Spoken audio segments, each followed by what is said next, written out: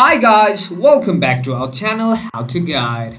In today's video, I'm going to show you how to log into your XYZ bank account. So, without further ado, let's jump right into the video.